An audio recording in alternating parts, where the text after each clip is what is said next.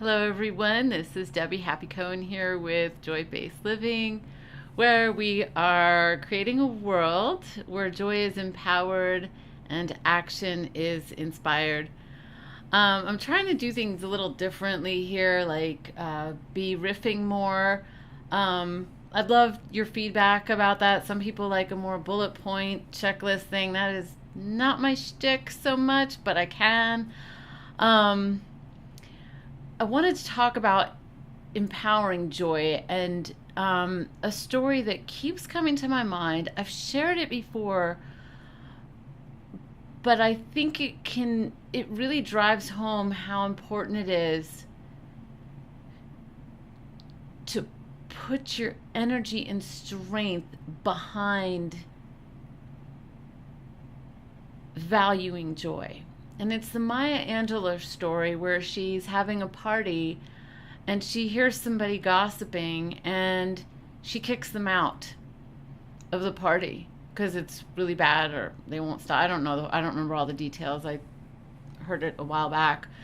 But it really, really stood out to me because most people won't do that. Most people don't do that. I want to talk about the difference between gossip and sharing what needs to be shared. So I told you all that I am cutting down on the N word because I think there are better ways to express emotional abuse, and I don't want to keep charging up that language.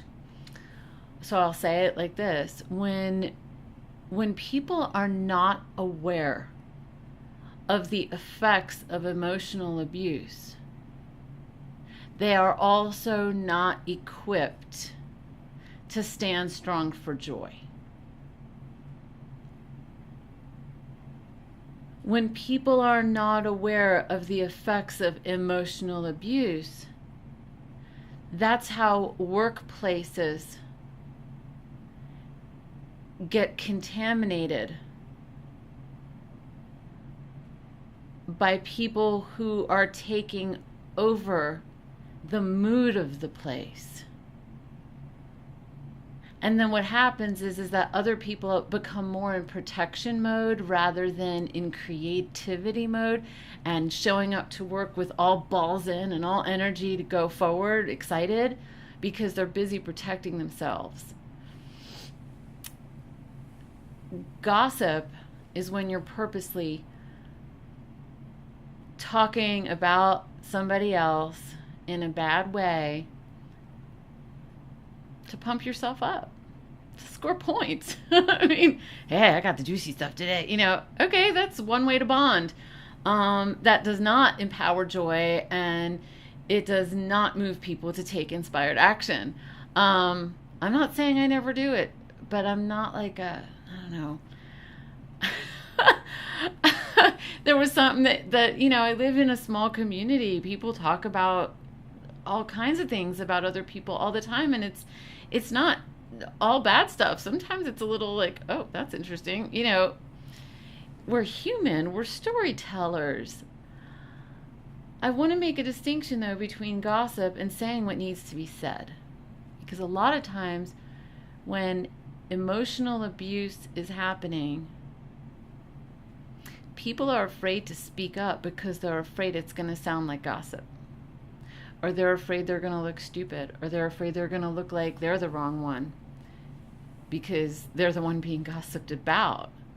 And they're kind of in a catch-22 sometimes if the person who's being abusive is really savvy and sharp and cunning and mean about it. That can be a very lonely place. And a couple of friends of mine and I were talking about this a few months on a very rainy day on a friend's porch. And we had discovered that there was somebody who was very, very manipulative within our world. And that nobody wanted to tell the other ones about it because we didn't want to gossip.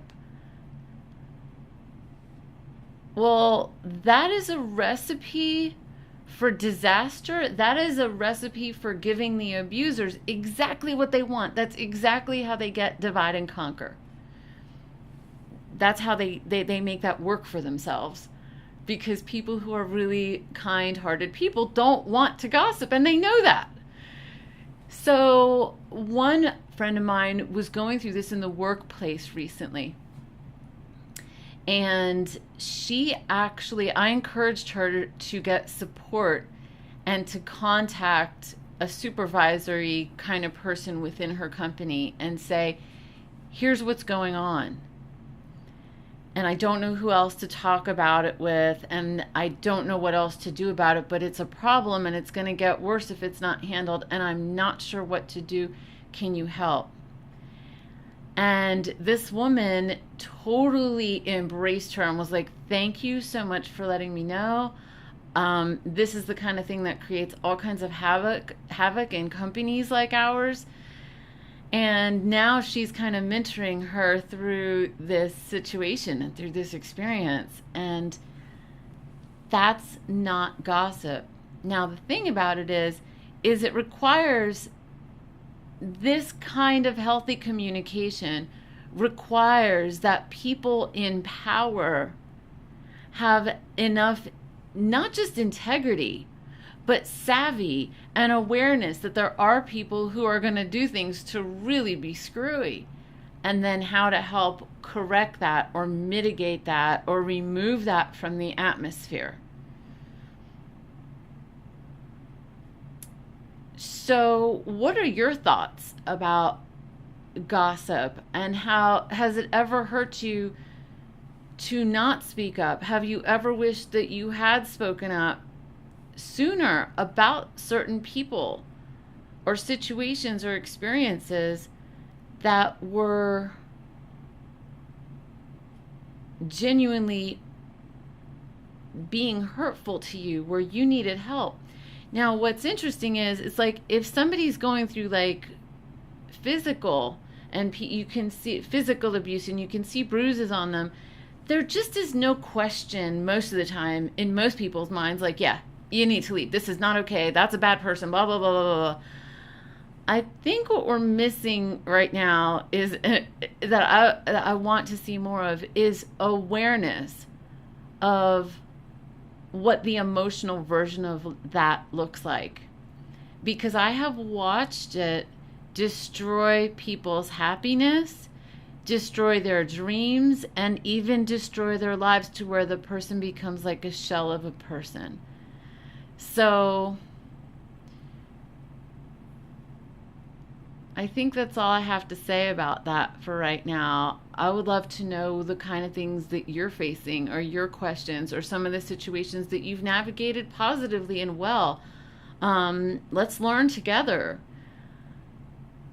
The stronger we stand for our own joy, and the more we let other people know how we did that, or how other people in our lives did that, the stronger we all become. I'll end with this. I believe that when it comes to emotional abuse, especially in our modern world, the antidote is in the venom.